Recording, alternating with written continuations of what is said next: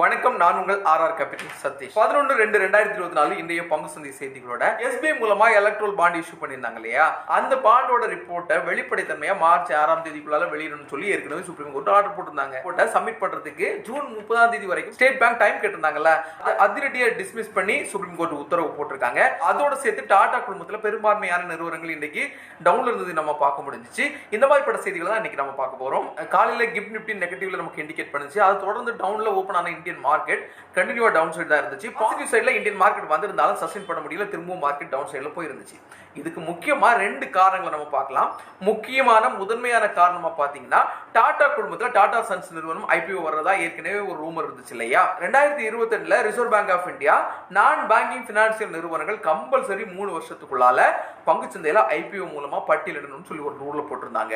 இது மூலமா வெளிப்படைத்தன்மை அதிகமா இருக்கும் அப்படிங்கிற மாதிரி சொன்னாங்க. அதோட சேர்த்து அந்த நிறுவனங்களை கண்காணிக்கிறது ரொம்ப ஈஸின்னு சொல்லியிருந்தாங்க.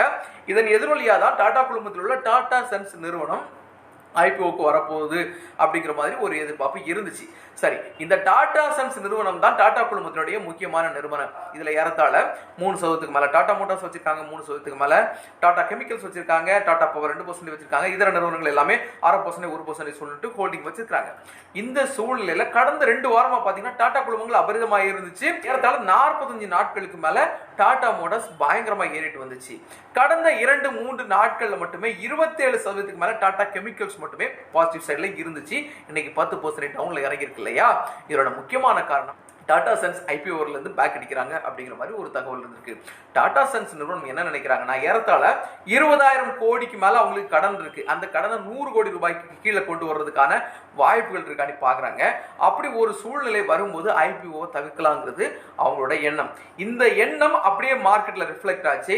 ஐபிஓ வரல. அதனால ஏற்கனவே இந்த குறுகிய காலகட்டத்தில் எந்தெந்த டாடா குழும ஸ்டாக் எல்லாம் ஹெவியா ஏறி இருந்துச்சோ அந்த ஸ்டாக் எல்லாம் இன்வெஸ்டர்ஸ் வந்து அதிகமா விற்க முடிஞ்சது நம்ம பார்க்க முடிஞ்சிச்சு.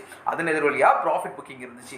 அடுத்த முக்கியமான காரணம் என்னன்னு பாத்தீங்கன்னா, ஏறத்தாழ 2017 வருஷத்துக்கு பிறகு இந்தியாவில் எலக்ட்ரல் பாண்ட் அனௌன்ஸ் பண்ணியிருந்தாங்க இல்லையா. இந்த எலக்ட்ரல் பாண்ட் மூலமா அரசியல் கட்சிகளுக்கு நன்கொடை கொடுக்கிறது நீங்களா இருந்தாலும் சரி, நானா இருந்தாலும் சரி, அதை ஆர்டிஐ மூலமா யாரும் தெரிஞ்சுக்க முடியாது. எவ்வளவு பணம் கொடுத்தீங்கிறது ஆர்டிஐ மூலமா நீங்க தெரிஞ்சுக்க முடியாது. இப்படி ஒரு சட்டம் இருந்துச்சு இல்லையா. இதை தான் ஐவர் அடங்கிய சுப்ரீம் கோர்ட் ஜட்ஜி சந்திரசூட் தலைமையிலான பெஞ்ச் தடை பண்ணியிருக்காங்க. அதே மாதிரி மார்ச் 6ஆம் தேதிக்குள்ளால ஸ்டேட் பேங்க் ஆஃப் இந்தியா இதனுடைய மொத்த ரிப்போர்ட்டையும் சப்மிட் பண்ணணும், சுப்ரீம் கோர்ட்டுக்கு சப்மிட் பண்ணணும்னு சொன்னாங்க. மார்ச் 15ஆம் தேதிக்குள்ளால தேர்தல் ஆணையம் இதை வெளிப்படையா வெளியிடணும்னு சொல்லியிருந்தாங்க. மார்ச் 6ஆம் தேதி முடிந்த பிறகு கடந்த வியாழக்கிழமை என்ன பண்ணாங்கன்னா, சுப்ரீம் கோர்ட்ல வந்து தாக்கல் பண்ணாங்க.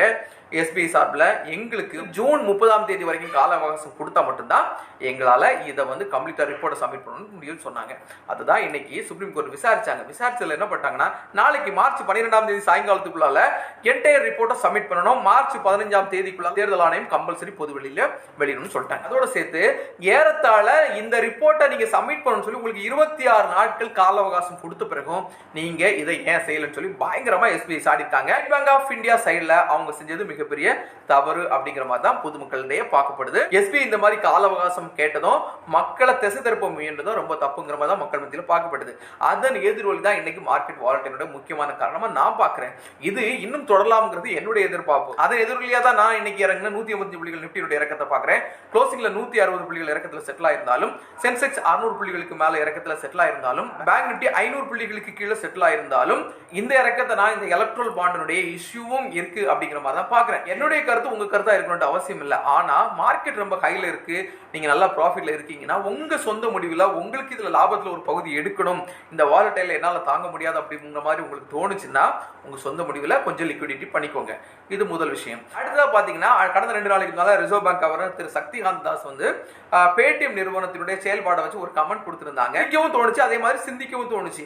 அவர் சொன்னது என்னன்னா, நீங்க டிரைவிங் பண்றீங்கன்னா டிரைவிங் ரூலை ஃபாலோ பண்ணணும், அப்படி இல்லைன்னா ஆக்சிடென்ட் ஆக தான் செய்யணும்னு சொன்னாரு. அந்த பேடிஎம் நிறுவனத்தினுடைய வீழ்ச்சியை அவங்க பண்ண தில்லுமுல்களை தான் அவங்க குறிப்பிட்டு சொல்லியிருக்காங்கிறத நம்மள புரிஞ்சுக்கிட முடியுது. இருந்தாலும் இந்த ஸ்ட்ரிக்ட்னஸ் தொடக்கத்துல இருந்திருந்தா டிரைவிங் ரூல்ஸை தொடக்கத்துல அவங்க ஃபாலோ பண்ண தொடங்கி இருப்பாங்க. ஆக்சிடென்ட் ஆன பிறகு நீங்க டிரைவிங் ரூல்ஸை ஃபாலோ பண்ணுங்கிறது லைசன்ஸ் கொடுக்கும்போதே நீங்க ஃபாலோ பண்ணிருக்கணும். டிரைவிங் லைசன்ஸ் கொடுக்கும்போதே எந்த அளவுக்கு டிரைவிங் ரூலை நம்ம ஃபாலோ பண்றதை பார்த்து நமக்கு டிரைவிங் லைசன்ஸ் தர மாதிரி பேடிஎம் நிறுவனத்துக்கு லைசன்ஸ் கொடுக்கறதுக்கு முன்னாலே அவங்களுடைய வெளிப்படைத்தன்மை என்னங்கிறது ஆராய்ஞ்சிருக்கணும். அதே மாதிரி கொடுத்த பிறகும் அதை ஃபாலோ பண்ணியிருந்தா இந்த அளவுக்கு பெரிய பாதிப்பு வந்திருக்க வாய்ப்பு இல்லை. பொதுமக்களுடைய பணமும் இந்த அளவுக்கு கரைஞ்சிருக்கிறதுக்கு வாய்ப்பு இல்லை இல்லையா. அடுத்தது பாத்தீங்கன்னா, பிப்ரவரி மாசத்துடைய ஆட்டோ சேல்ஸ் ரொம்ப அதிகமா தான் இருக்கிற மாதிரி ரிப்போர்ட் இருக்கு. எப்போ மாதிரி மாருதி நிறுவனம் முதலிடத்திலும், 2வது இடத்துல டாடா மோட்டார்ஸும், 3வது இடத்துல ஹூண்டாயும், 4வது இடத்துல மஹிந்திரா அண்ட் மஹிந்திராவும், 5வது இடத்துல டொயோட்டா மோட்டார்ஸும் இருக்கிறாங்க. ரேபிட் growth இருக்கு, அதை நம்ம ஒத்துட்டு தான் ஆகணும். மக்கள் அதிகமா கார் வாங்குறாங்க, அதனால வளர்ச்சி இருக்குங்கிறத நம்ம ஒத்துட்டு தான் ஆகணும். அதே சூழ்நிலையில இந்த நிறுவனங்களுடைய லாபம் எந்த அளவுக்கு இருக்குங்கிறதையும் பார்த்து முதலீடு பண்ணுங்கிறது என்னுடைய கருத்து. அதோடு சேர்த்து பெங்களூர்ல பாத்தீங்கன்னா தண்ணி தட்டுப்பாடு இப்பவே வந்துடுச்சு. மார்ச் மாசமே தண்ணி தட்டுப்பாடு ரொம்ப வந்துடுச்சு. இதனால பாத்தீங்கன்னா கோவிட் காலகட்டத்தில் எப்படி ஒர்க் ஃப்ரம் ஹோம் இருந்துச்சோ, கோவிட் காலகட்டத்தில் எப்படி ஆன்லைன் கிளாஸஸ் இருந்துச்சு, அந்த ஒரு சூழலுக்கு இப்ப தள்ளப்பட்டிருக்காங்க. இதை நீங்க கவனமா யோசிக்கணும். அடுத்த 2 மாசம் இருக்குது, ஏப்ரல் மே மாசம். இந்த 2 மாசமும் கோடையினுடைய வெயிலோட தாக்கம் ரொம்ப அதிகமா இருக்கும். அந்த காலத்துல அப்போ தண்ணி தட்டுப்பாடு எந்த அளவுக்கு இருக்கும். அதனால ஒரு சொட்டு தண்ணீரை கூட வேஸ்ட் பண்ணிடாதீங்க. பெங்களூர்ல இருக்கக்கூடிய குடிநீர் தட்டுப்பாடு தமிழ்நாடையும் டச் பண்ணாதுன்னு நினைக்காதீங்க. இன்றைய பங்கு சந்தை சார்ந்த செய்திகள் மற்றும் தகவல்கள் உங்களுக்கு தெரிவிச்சிருக்கிறேன். இந்த செய்திகளும் தகவல்களும் உங்களுக்கு பயன்பட்டு நினைக்கிறேன். எப்பவுமே சொல்ற மாதிரி தான், பங்குச்சந்தை, மியூச்சுவல் ஃபண்ட், ETF, டிஜிட்டல் கோல்ல வெறும் 100 ரூபாய்க்கு கூட முதலீடு செய்ய முடியும். இந்த மாதிரிப்பட்ட எளிய முதலீடுகள் இருக்குங்கிறது எல்லா மக்களுக்கும் போய் சேர்ந்த நோக்கத்தில் தான் இந்த செய்தி தொகுப்பு உருவாக்கப்பட்டிருக்கு. இந்த செய்தி தொகுப்பு உங்களுக்கு பிடிச்சிருந்தா லைக் பண்ணுங்க, கமெண்ட் பண்ணுங்க, சப்ஸ்கிரைப் பண்ணுங்க, ஷேர் பண்ணுங்க. இது முழுக்க எஜுகேஷன் பர்பஸ் தான். உங்களுடைய பங்கு சந்தை சார்ந்த முதலீடுகளை நீங்க எடுக்கிறதுனால உங்களோட முதலீட்டோட ரிஸ்க் என்னங்கிறத உணர்ந்து அதற்கேற்றபடி முதலீடு செய்யுங்க. நன்றி.